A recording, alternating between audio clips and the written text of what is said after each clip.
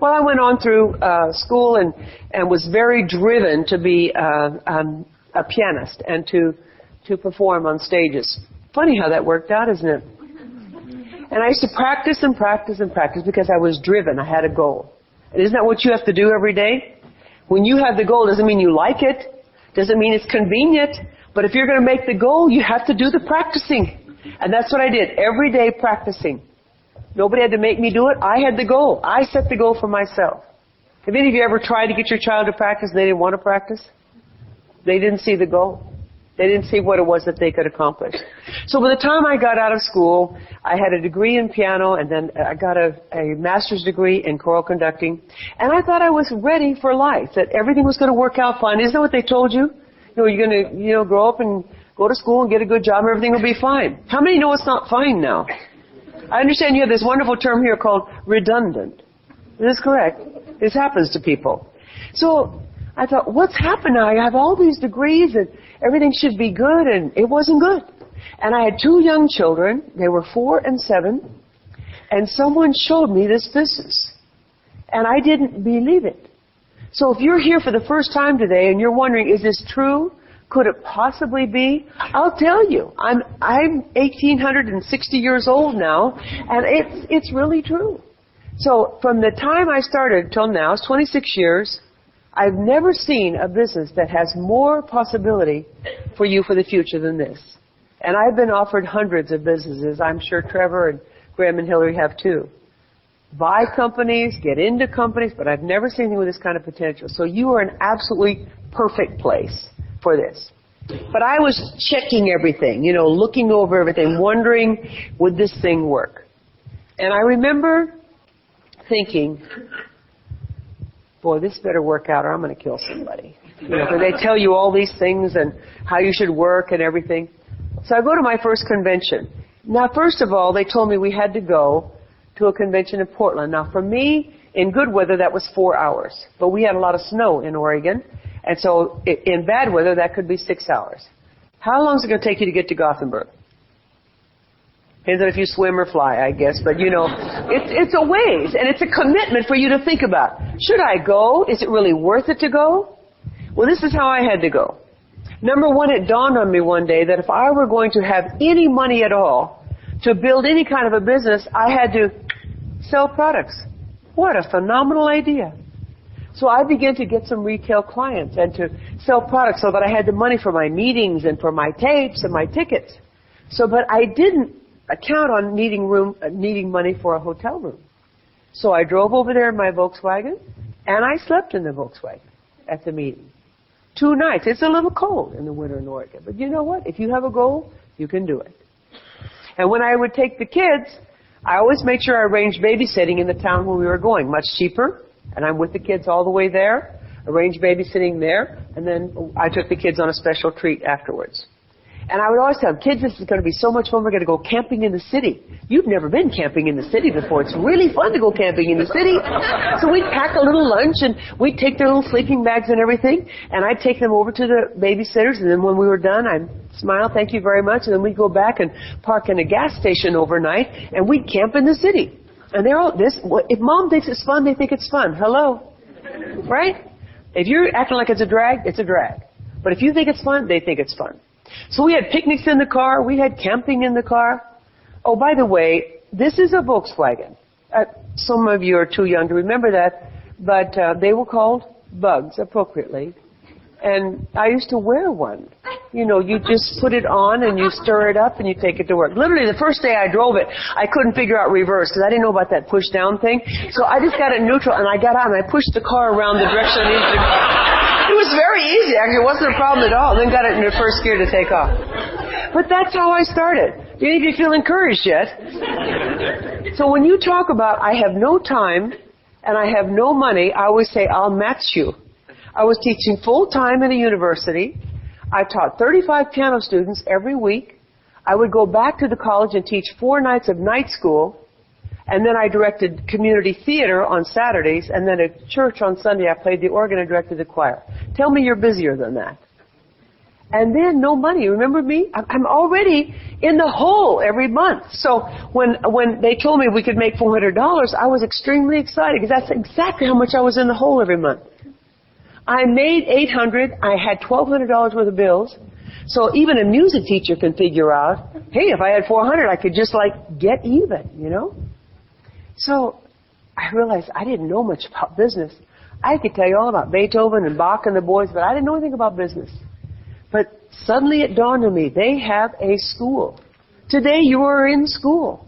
And isn't it nice you can chew gum in this school? You know, you can drink a coffee, you can have a water. Hopefully you don't, talk to each other or you have your cell phone on. But, this is a relaxed school. But you are learning. And the best part about this school is you don't have to get a loan to come to it. And you can make money while you are in school. That's a good kind of school, isn't it? And so we create our own capital as we go.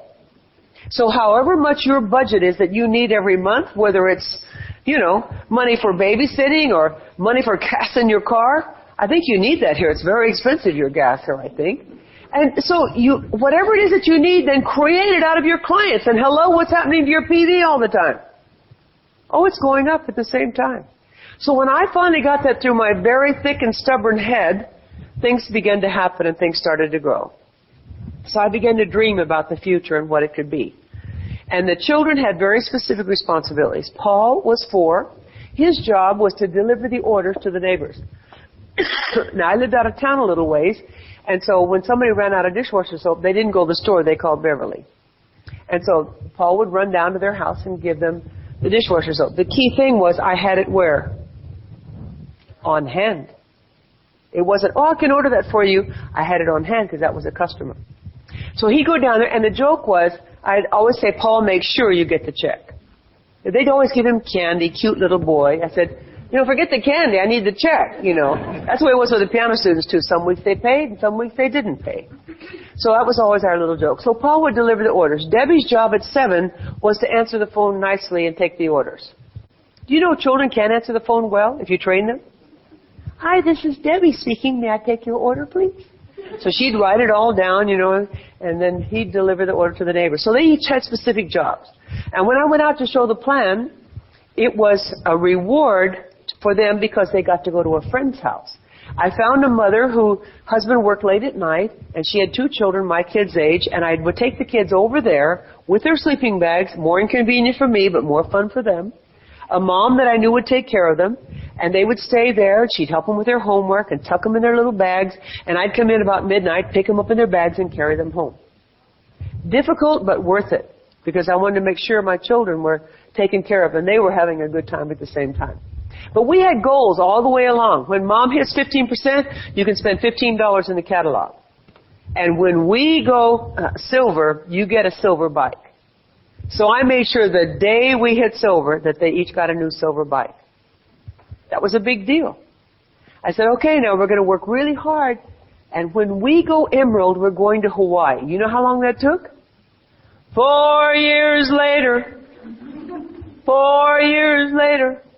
It's good for children to wait. It's good for them to work on a goal.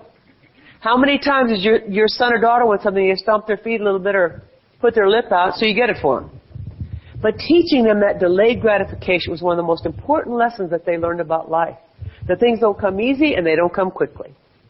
And so 4 years later, we went to Hawaii as a family and had a great time. Saw the whales and just, really enjoyed ourselves. Rented a helicopter to look around the islands. Wonderful time. So I said, okay, kids, we're going to go back home and work. And when we go diamond, we're going to come back to Hawaii, and you can each bring a friend. Suddenly they had very many friends. But I said they don't qualify as a friend unless they're buying from us or they're in our business. Yeah? And you know what? It's amazing. It's amazing how they could prospect. This was the deal I made with them. How many of you know what a prospecting tape is? You know what those are. I said, if you get the tape to one of your friends' parents or to a teacher, I'll give you $10. If I get the plan in front of them, you get $25. So Debbie would go to her teacher and say, you have a very bad car. You need to talk to my mother. Kids can get away with this. It's amazing. 4 years later, we went diamond. And I remember the day before we left on our trip, I was asked to speak by the company for a regional event. Now I'm a brand new diamond, I'm single, I'm scared to death. I know you can't believe that, but you know, it was in 1841 or something, it's a long time ago. So I'm standing up on this stage with this huge crowd on the Long Beach Arena, and here on the front row is Rich DeVos. And next to him is a couple I hadn't met yet, Jim and Nancy Dornan. And I'm a brand new diamond. And I was telling you about my dream of taking my children to Hawaii, and that they each had brought a friend, and that we were leaving the next day. So we're up very early in the morning. You know how it is before a really cool trip. You don't sleep at all, do you? You jump on, pack one more thing, you look at everything again, you know, you don't sleep at all. So we're up early the next morning. We're all dressed in our Hawaiian outfits, and we have on our sunglasses and our sun hats, and we're the typical Hawaiian tourists. We're ready to go. So we're standing out in front of the hotel, each of the children with their friend, and we're looking for the bus to take us to the airport. No bus comes. We're waiting. I said, "Where's the bus?" And the bellman says, "There's no bus this time of morning." I said, "There has to be a bus. We've been working on the school for 4 years. We cannot miss that plane." I'm thinking about all those late charges and changing flights, which I couldn't afford and all that. And he said, "No, there's no bus." And the children start crying, "Mom, we've worked so hard for this school. We can't miss our plane because we don't have a way to get to the airport." And then the bellman says, "Yes, but this was ordered for you." And I look over, and a big, long, white limousine comes up to the hotel. The kids, I'm standing with my teeth hanging out, thinking, who's going to pay for that? And the kids just jump in the car. They open the windows, they got the Cokes going. "Come on, Mom, we're going to Hawaii." You know, they're just waving out the top of the car. And about that time, I hear a voice behind me. "Would you like me to take a picture?" It was Rich DeVos. And he had ordered the car. And I was so excited, I handed him the camera. He took our picture, and I forgot to take his picture. But we grow, don't we? We change and we grow. But the journey is worth it. At the time, you think, this is so hard, I can never make this. I don't see how this will ever work. But as I look at my children now, my son's 29, my daughter's 33, their lives have been shaped by this business and by the people and the associations that they've met. When Debbie decided to go on a big tour of the UK a few years ago, she hung out at Derek and Pat's house. And my daughters also met Trevor and Jackie in other places in the world. And so has my son. So those kind of treasures, how can you measure that? And ladies, especially, you need to think about that. Because so many times, well, we're going to do this and it'll take time away from my children. Well, let's look at what your children are really learning. What are they learning about these kind of skills in school?